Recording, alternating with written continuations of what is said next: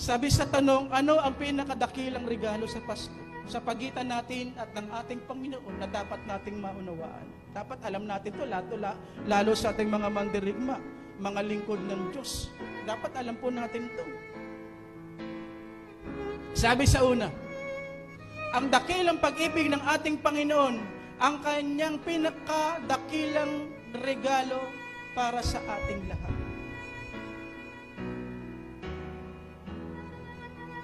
Bakit? Tayong lahat ay nilikha na Diyos, mga nanay, mga kapatid, sa mga nanonood. Tandaan nyo, kaya tayo nasa mundong ito, nilikha tayo ng Diyos. Para mahalin niya at para mahalin siya. Sa tao lamang, sa lahat ng nilikha, ibinigay ng Diyos ang kanyang puso kay iba't yadan pa lang at sa mga darating na henerasyon. Pero mga kapatid, nilimot natin lahat yun. Nilimot natin lahat yun. Kaya may Pasko para ipaalala sa atin ng Diyos. Maibalik ang tao. Ibigay ang kanyang pagmamahal sa tao. Makabalik sa kanyang pag-ibig. Sabi sa A, ang kanyang pinakadakilang regalo para sa tunay na ikaliligtas ng mga taong tumanggap sa kanilang mga puso sa kanyang dakilang pag-ibig. Sa mga kapatid, ang pag-ibig ng Diyos, yun ang nagbibigay ng tunay na kaligtasan. Bakit ko laging sinasabi yan? Hindi siya, lagi ko sinasabi, hindi siya paparito sa mundong ito. Hindi siya mababayubay sa krus. Hindi siya magtitiis. Hindi siya mamamatay at aagos ang dugo na ikatutubos ng kasalan natin. Hindi gagawin ng Diyos yan kung hindi niya tayo mahal. Kaya ang pag-ibig ang kabuuan ng lahat. Kung bakit nangyari yan. Kung bakit ginawa ng Diyos yan. Huwag kayong malilito. Ito pa nga, gusto nyo laliman ko pa, lagi ko sinasabi. Totoo naman, magsisikaan niya. Sa iyong kasalanan, patatawarin ka ng Diyos. Amen, tama, totoo. Umamin ka, talikurin may kasalanan mo. Kung sabihin ko ngayon ito sa iyo, sa laki ng atraso natin sa Diyos, pwedeng hindi niya tanggapin yan. Pwedeng hindi niya tanggapin. May mga taong may atraso sa inyo. O tayo may atraso sa kanila. Pwedeng tanggihan yan. Kahit humingi ka, halimbawa ako, malaki atraso mo sa akin. Kahit humingi ka ng tawad sa akin, ayoko. Pwedeng tanggihan. Kahit magsisi ka pa na magsisi, magdusa ka pa dyan. Ano makapakialam ko kung magsisi ka dyan? Nag-get nyo? Pwedeng magpasya ng gano'n. Tayo. Pero dahil sa pagmamahal ng Diyos, tandaan nyo ito, ang pagsisisi, pag-amin ng kasalanan, pagluha, tinanggap ng Diyos dahil mahal ka pa rin niya. Nakuha nyo? Kung hindi tayo mahal ng Diyos, kahit mag-iiyak ka na mag-iiyak dyan sa kasalanan ginawa mo, Diyos pa rin siya. Kahit magsisi ka pa na magsisi, hindi ka pa rin niya tutumusin. Pero dahil sa pag-ibig ng Diyos, tinanggap niya yun. Eto, sample lang ko kayo. Yung mga flood control na yan, bilyon-bilyon. Kahit magsisi na magsisi yan, mananagot yan. Yun ang ibig ko sabihin. Pero yung pagmamahal ng Diyos, kahit anong atraso mo, kung ikaw ay babalik, tatanggapin niya kasi mahal ka niya. Yun ang pinagkaiba. Ang kanyang pinakadakilang regalo para sa tunay na ikapagbabago ng mga taong tumanggap sa kanilang mga puso, sa kanilang dakilang pag-ibig. Dakit lagi nating sinasabi. Alam nyo kay Apostol Pablo, isa po siyang pari ng Judismo. Kabisado niya ang Bible. Tingnan nyo kabisado niya ang Bible, luma na tipan. Hindi pa gaano na isusulat, hindi pa sinusulat. Dahil yun sa panahon niya, siya pala ang isa sa gagamitin, nasusulat ang bagong tipan. Kabisado niya lahat ng kautusan. Kabisado niya lumang tipan. Pero hindi niya nakita yung pag-ibig ni Kristo yung mga time po na yun. Pinaglalaban niya yung kanyang reliyon. Pero saan ka makakakita? Reliyosong tao si Saulo, yung panahon na yun. Meron ba namang maka-Diyos na ipapapatay mo, ipag-uusig mo ang mga nagmamahal kay Kristo yung mga time na yon. Kahit anong isip mo, napakasamang gawain po nun. Pakakaladkad mo sa bahay, ang ari-arian na maniniwala at iibig sa Panginoon ay kanyang ipapakuha ang mga ari-arian. Anong klaseng relihiyoso yan? Doon pa lang makikita natin na peki ang ipinaglalaban ni Pablo. Kaya nang siya po ay binulag ng Diyos, kinausap ng Panginoon, mga kapatid, nagkaroon siya ng tunay na kaligtasan. Nakita ni Pablo na hindi siya nailigtas ng kanyang relihiyon. At ang bumago kay Pablo, hindi yung kanyang relihiyon. Ang bumago kay Pablo ay ang pag-ibig po ni Kristo. At nang binago si Pablo, dahil tinanggap niya ang pag-ibig ni Kristo, isinali sa kanyang puso, Roma 5:5, kapag tinanggap mo si Kristo, isasali ni Kristo ang pag-ibig niya sa puso mo, iyon po ang bumago sa kanya. At nang siya'y nabago, mga kapatid, ang pag-ibig ni Kristo, ipinaglaban niya hanggang sa panahon natin na sinulat sa Biblia. Bakit? Dahil alam niya na makapagbabago at makapagliligtas sa buhay ng tao, walang iba, kundi ang pag-ibig ni Kristo na kanyang pagnilabanan noon. Yan po yung aming pinapaliwanag po sa inyo. So, ibig sabihin, again, kahit anong relihiyon sa buong mundo, sa Pilipinas, hindi tayo maililigtas niyan. Ayon sa Biblia, ang Diyos ang nagsalita, at hindi tayo mababago niyan. Dito rin sa Pilipinas napakadaming relihiyon pero lahat ng masamang tao nandito. Kaya yun ang dahilan kung bakit po tayo pumapanik sa Kapitolyo, sa munisipyo. Nagtsatsaga tayo na sila'y makabalik at magkaroon ng pag-ibig ng Diyos para magkaroon ng pagbabago kahit sa lalawigan ng Bulacan. At maging sa ating bansa, sa Malacanang, kung loobin na matuloy po kami dyan, ang United Bishop of the Philippines, sino man na maging Pangulo dyan, di po tayo kasama sa politika. Ang tungkulin natin ay maibigay ang pag-ibig ng Diyos sa Pangulo, sa Kabinete, sa kanilang pamilya, sa mga senador, congressman. Yan ang kailangan ng bansang ito para magkaroon ng tunay na pagbabago. Dahil kahit ilang Pangulo na ba yan, magmula kay Iginaldo, hanggang sa ngayon, puro pagbabago pa rin ang sigaw ng tao, mga kapatid, kasi nga, ang pagbabago nasa pag-ibig ng Diyos. Ang unang dapat mabago sa tao, puso. Lalo sa pamahalaan at sa taong bayan. At walang ibang makapagbabago nyon. Again, hindi yung pinag-aralan. Ang dami nga ngayong pinag-aralan, makukulong na lang. Ang daming pinag-aralan ngayon, parang mga dagang tinutugis na ng batas sa mga nakaw na ginawa at katiwalian. Mga kapatid, bakit? Ang pag-ibig ng Diyos ang kailangan ng bansa. Kaya sa mga mandirigma natin sa inyong lahat, salamat po at sinasamahan nyo kami ng Panginoon ay paglaban pa ang kanyang pag-ibig sa ating bansa, kahit alam nating magulo na, at sa iba pang mga bansa, ay kaya po mayroon tayong Word of Love Crusade.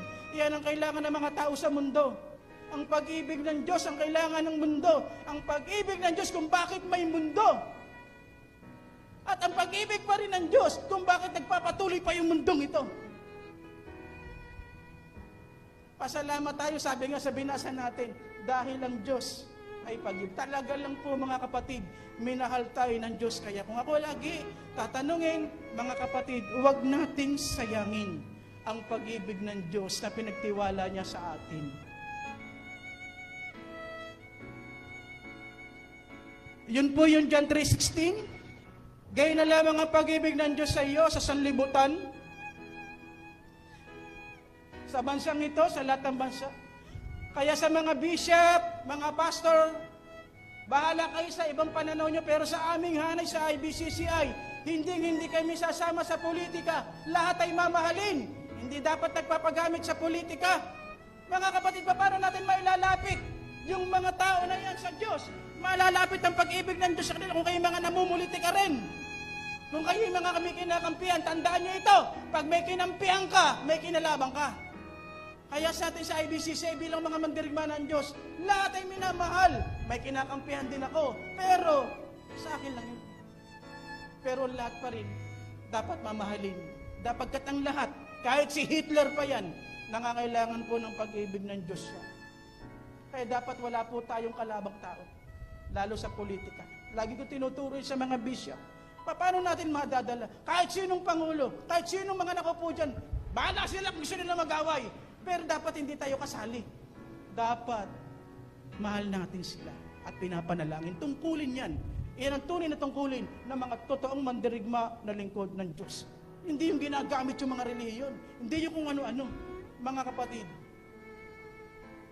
Bakit? Gayon na lamang ang pag-ibig ng Diyos sa sanlibutan eh. Ako dating aktivista, gusto ko magalit, gusto ko na mainis eh. Pero maiisip ko na mahal pa rin ng Diyos ang tao. Siya'y biktima lang ng kasalanan, siya'y biktima lang ng Satanas. Nahihipo na naman yung puso ko, yung inis ko sa tao. O sa politika man yan, napipigilan ako eh. Bakit? Tuwing maiisip ko, mahal pa rin ng Diyos yun. Ano tayo magagawa? Nakasulat eh. Dapat ang salita ng Diyos, pinatutunayan natin at pinaninindigan. Hindi yung pipili ka lang ng gusto mong salita at doon ka lang pupunta. Hindi. Kung ano yung sinabi ng Diyos, yun ang dapat masunod. Mahal niya yung tao eh. Ano gagawin natin dyan? Kaya nga, tingnan nyo, dahil nakita natin na mahal ng Diyos ang mga tao, ang ating ministry, buong mundo, siyam na kontinente. Anong kontinente? Africa, Asia, Middle East, Europe, Oceania, North America, South America, Caribbean. Mga kapatid, lahat tayo may director dyan na binigay ang Diyos, ibinababa ang pag-ibig ng Diyos sa bawat kontinente. Upang ang sinumang sumampalataya sa kanyang dakilang pag-ibig ay di mapahama, kundi magkaroon ng tunay na buhay na walang hanggan. Sabi sa Tito 2:11-12, sapagkat inihayag ng Diyos ang kanyang dakilang pag-ibig na nagdulot ng kaligtasan sa lahat ng mga tao. Tingnan niyo po, ang pag-ibig ang nagdulot ng kaligtasan sa ating lahat. Ito ang siyang umakay sa atin para magbago. Pagkat ang tunay na tumanggap sa pag-ibig ni Kristo, kung ano ang puso ni Kristo, ay magkakaroon ka ng katulad ng puso niya. At iyon ang unti-unting babago sa isang Kristiyano. Ito ang siyang umakay. Ito ang siyang umakay sa atin. Tingnan nyo, ang pag-ibig daw ni Kristo, ang umakay para magbago. Hindi reliyon, hindi ako, hindi yung nanay, hindi yung tatay. Lalo yung bagong taon, New Year's resolution. Ay mga papel-papel, sinusulat, gusto kong magbago, tanggalin yung ganito.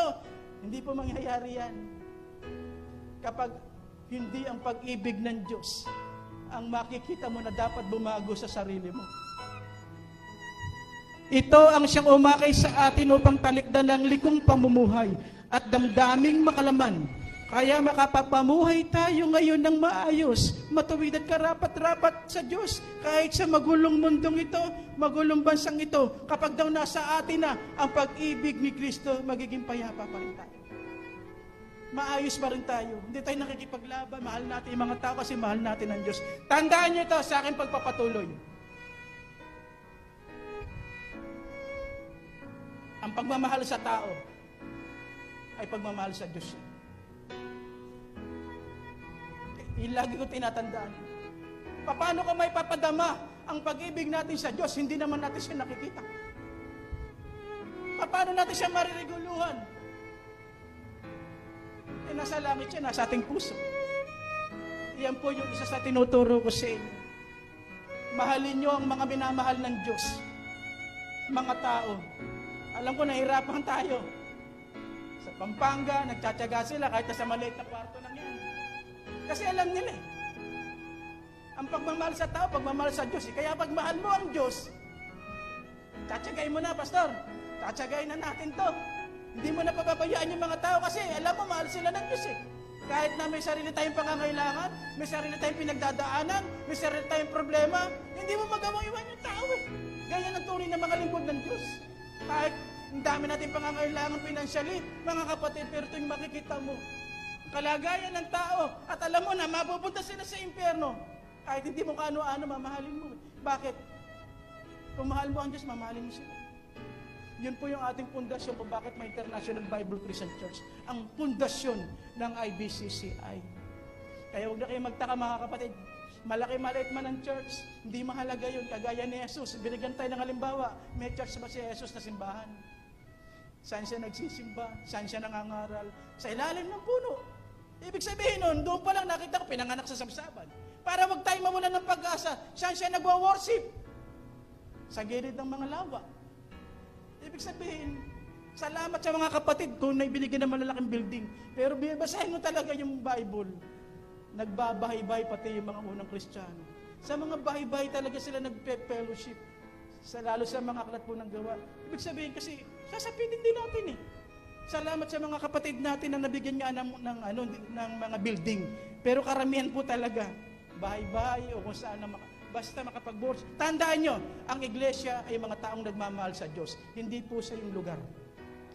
Hindi sa yung building. Kaya huwag kayo mawawala ng pag-asa. Ang tunay na iglesia ni Kristo, yung mga taong nanumbalik sa pag-ibig niya at umibig sa Kanya na nagsasama-sama at nagwo-worship. Tao na nagmamahal sa Kanya. Yun po ang mga born again na nagmamahal sa Diyos. Kung bakit tayo nandito? Hindi ito relihiyon. Nandito tayo kasi nga, tinanggap natin yung pag-ibig ng Diyos, magkakasama tayo, mahal natin ang Panginoon, mahal natin yung mga taong minamahal niya, kaya po tayo magkakasama. Yun po yung iglesia. Di po, yung building na to, nukupahan lang to. Mamaya na, iwanan na natin to eh. Mga kapatid, ang iglesia ay ikaw. Sapagkat ang pag-ibig ni Kristo ay nasa puso niyo. Yun po yun, konektado sa puso ng Diyos.